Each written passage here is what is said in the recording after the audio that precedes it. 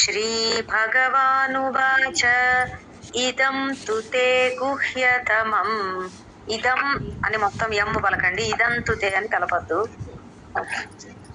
अथ नव ओम श्री परमात्मने नमः।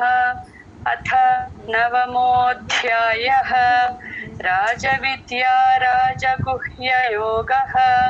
श्रीभगवानुवाच इदं तु ते गुह्यतमम् इदं तु ते गुह्यतमम् इदं तु ते गुह्यतमम् इदं तु ते गुह्यतमम् ప్రవక్ష్యామ్యనసూయవే ప్రవక్ష్యామ్యనసూయవే చూసుకోండి యకారాలు రెండు చోట్ల ఉన్నాయి प्रवक्ष्याम्यनसूयवे प्रवक्ष्याम्यनसूयवे प्रवक्ष्याम्यनसूयवे ज्ञानं विज्ञानसहितं ज्ञानं विज्ञानसहितं ज्ञानं विज्ञानसहितं ज्ञानं विज्ञानसहितं యజ్ఞాత్వా మోక్ష్యసే శుభాత్ యజ్ఞాత్వా అనాలి ఇది 4వ అధ్యాయంలో 16వ శ్లోకంలో ఇదే పాదం వచ్చిందండి యజ్ఞాత్వా మోక్ష్యసే శుభాత్ అని అండర్లైన్ చేసుకోండి రెండు చోట్ల మొత్తం కలిపి నేర్చుకునేటప్పుడు కొంచెం ఇట్లాంటివి కన్ఫ్యూజన్ వి చూసుకోవాలి గుర్తుపెట్టు యజ్ఞాత్వా మోక్ష్యసే శుభాత్ यज्ञात् शुभात् यज्ञात्वा मोक्ष्यसे शुभात् इदं तु ते गुह्यतमं प्रवक्ष्याम्यनसूयवे इदं तु ते गुह्यतमं प्रवक्ष्याम्यनसूयवे इदं तु ते गुह्यतमं प्रवक्ष्याम्यनसूयवे इदं तु ते गुह्यतमं प्रवक्ष्याम्यनसूयवे ज्ञानं विज्ञानसहितं यज्ञात्वा मोक्ष्यसे शुभात् ज्ञानं विज्ञानसहितं यज्ञात्वा मोक्ष्यसे शुभात् ज्ञानं विज्ञानसहितं यज्ञात्वा मोक्ष्यसे शुभात् ज्ञानं विज्ञानसहितं यज्ञात्वा मोक्ष्यसे शुभात् इदं तु ते गुह्यतमं प्रवक्ष्याम्यनसूयवे ज्ञानं विज्ञानसहितं यज्ञात्वा मोक्ष्यसे शुभात् మోక్ష్యసే క్షా కింద యావత్తు క్లియర్ గా రావాలి ఇదం తు తే గుహ్యతమం ప్రవక్ష్యామ్యనసూయవే జ్ఞానం విజ్ఞానసహితం యజ్ఞాత్వా మోక్ష్యసే శుభాత్ ఇదం తు తే గుహ్యతమం ప్రవక్ష్యామ్యనసూయవే ज्ञानं विज्ञानसहितं यज्ञात्वा मोक्ष्यसे शुभात् इदं तु ते गुह्यतमं प्रवक्ष्याम्यनसूयवे ज्ञानं विज्ञानसहितं यज्ञात्वा मोक्ष्यसे शुभात् इदं तु ते गुह्यतमं प्रवक्ष्याम्यनसूयवे ज्ञानं विज्ञानसहितं यज्ञात्वा मोक्ष्यसे शुभात्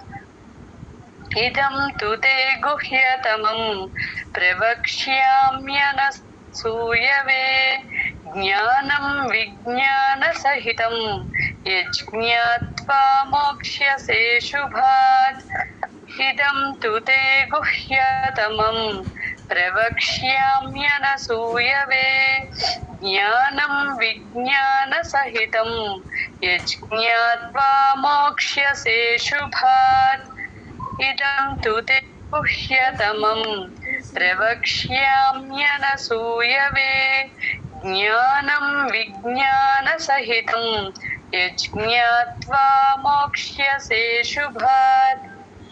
జై గురుదేవ్. తల్లి విష్ణుప్రియ చదివిస్తాను. విష్ణుప్రియ. రాజ విద్యా రాజగుహ్యం రాజ విద్యా రాజగుహ్యం రాజ విద్యా రాజగుహ్యం రాజ విద్యా రాజగుహ్యం పవిత్రమిదముత్తమం పవిత్రమిదముత్తమం పవిత్రమిదముత్తమం పవిత్రమిదముత్తమం ప్రత్యక్షావగమం ధర్మ్యం. ధర్మ్యం రా కింద మావొత్తు యావత్తండి. ప్రత్యక్షావగమం ధర్మ్యం ప్రత్యక్షావగమం ధర్మ్యం ప్రత్యక్షావగమం ధర్మ్యం సుసుఖం కర్తుమవ్యయం సుసుఖం కర్తుమవ్యయం సుసుఖం కర్తుమవ్యయం సుసుఖం కర్తుమవ్యయం రాజ విద్యా రాజగుహ్యం పవిత్రమిదముత్తమం రాజ విద్యా రాజగుహ్యం పవిత్రమిదముత్తమం రాజ విద్యా రాజగుహ్యం పవిత్రమిదముత్తమం రాజ విద్యా రాజగుహ్యం పవిత్రమిదముత్తమం ప్రత్యక్షావగమం ధర్మ్యం సుసుఖం కర్తుమవ్యయం ప్రత్యక్షావగమం ధర్మ్యం సుసుఖం కర్తుమవ్యయం ప్రత్యక్షావగమం ధర్మ్యం సుసుఖం కర్తుమవ్యయం ప్రత్యక్షావగమం ధర్మ్యం సుసుఖం కర్తుమవ్యయం రాజ విద్యా రాజగుహ్యం పవిత్రమిదముత్తమం ప్రత్యక్షావగమం ధర్మ్యం సుసుఖం కర్తుమవ్యయం. ఒక్క నిమిషం. ప్రత్యక్షావగమం అందరూ చూసుకోండి. అక్కడ ఆ కింద యావత్తే, మిగతా ఎక్కడ లేదు. రాజ విద్యా రాజగుహ్యం పవిత్రమిదముత్తమం ప్రత్యక్షావగమం ధర్మ్యం సుసుఖం కర్తుమవ్యయం రాజ విద్యా రాజగుహ్యం పవిత్రమిదముత్తమం ప్రత్యక్షావగమం ధర్మ్యం సుసుఖం కర్తుమవ్యయం రాజ విద్యా రాజగుహ్యం పవిత్రమిదముత్తమం ప్రత్యక్షావగమం ధర్మ్యం సుసుఖం కర్తుమవ్యయం రాజ విద్యా రాజగుహ్యం పవిత్రమిదముత్తమం ప్రత్యక్షావగమం ధర్మ్యం సుసుఖం కర్తుమవ్యయం రాజ విద్యా రాజగుహ్యం పవిత్రమిదముత్తమం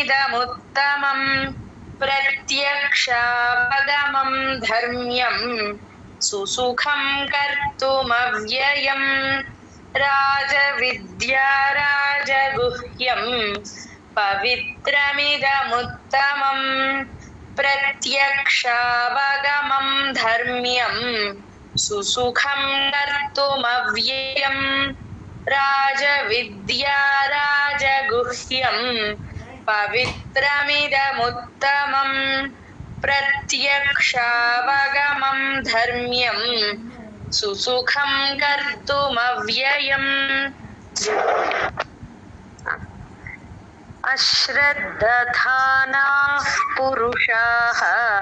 అశ్రద్ధ ఇక్కడ కూడా దా కింద దా ఒత్తు మహాప్రాణం లేదు. అశ్రద్ధ ధానాః అనాలి. రెండవ ధాకి మహాప్రాణం ఉందరో చూసుకోండి. ఎఫ్ విసర్గ ఎఫ్ సౌండ్ రావాలి పా ముందర కాబట్టి.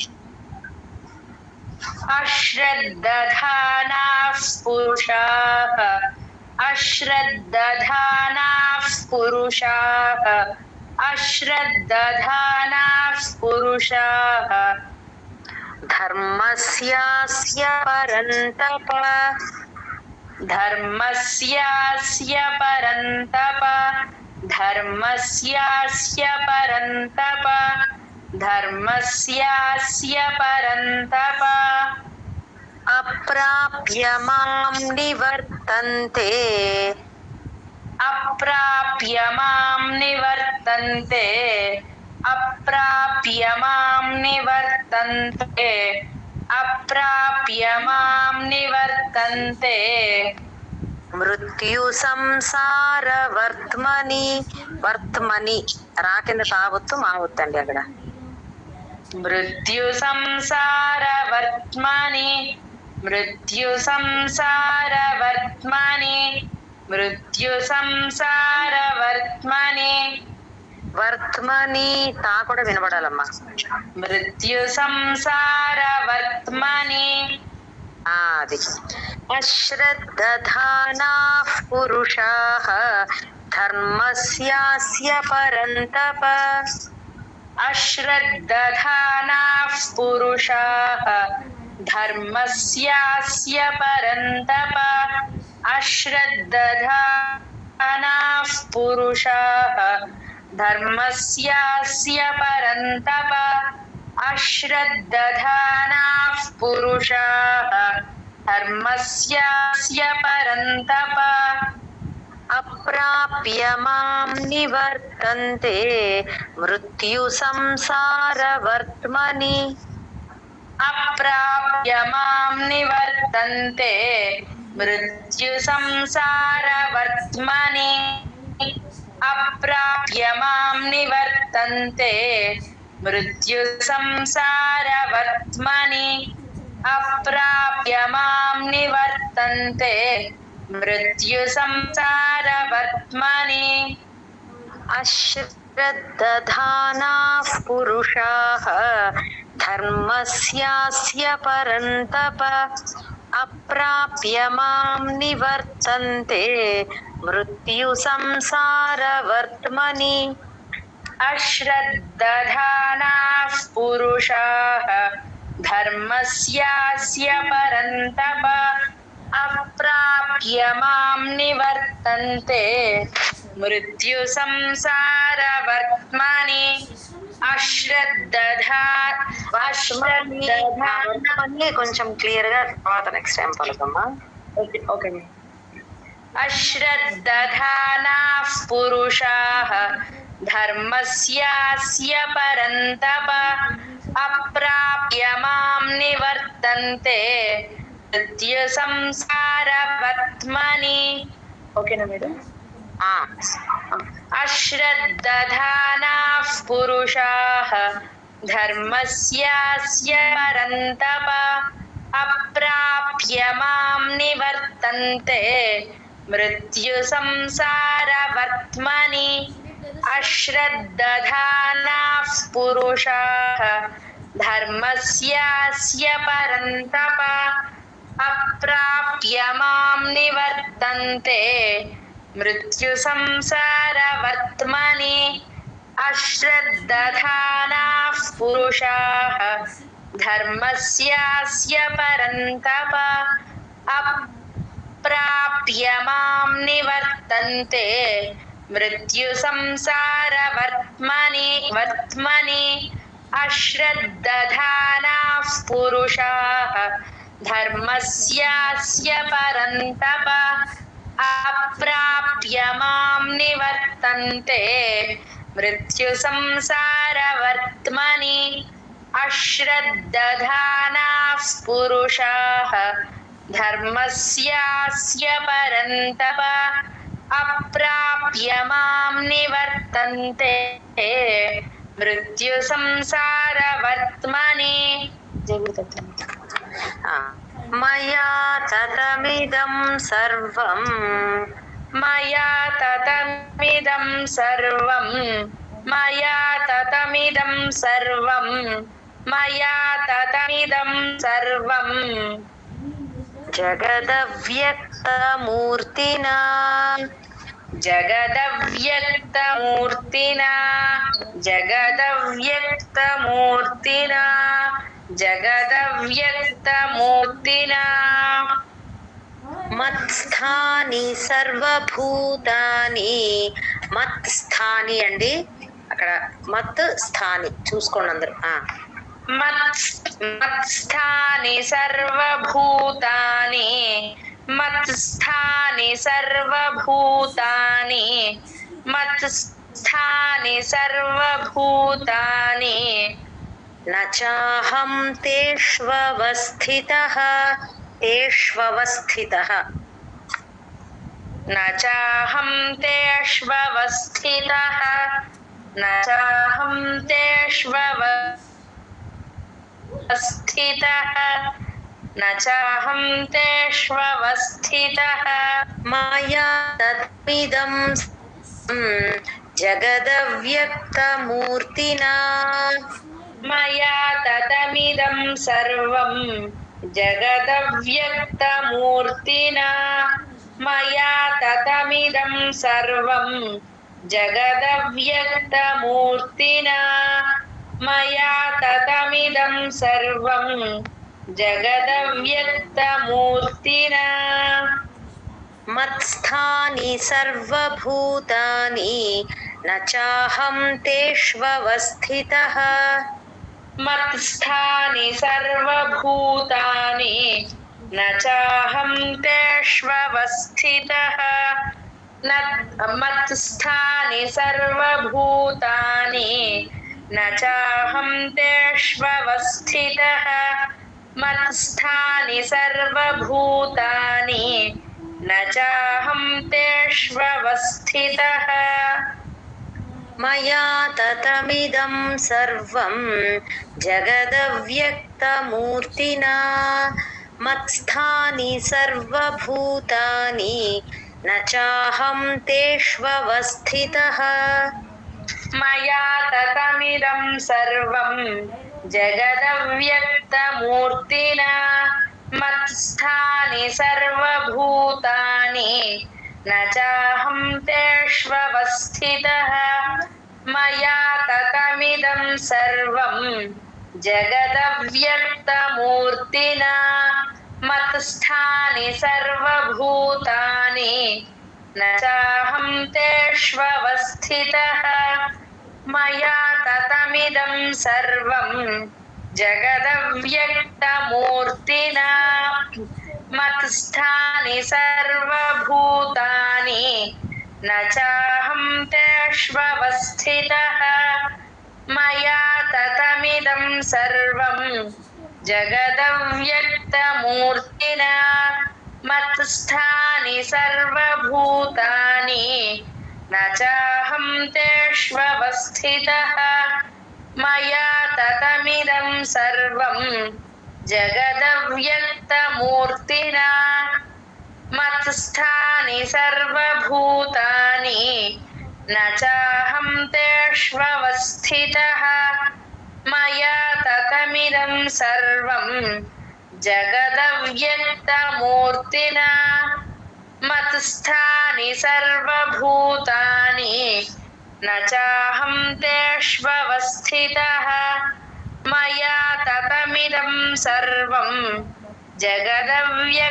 జగదవ్యక్తమూర్తినా మత్స్థాని సర్వభూతాని నచాహం తేష్వస్థితః.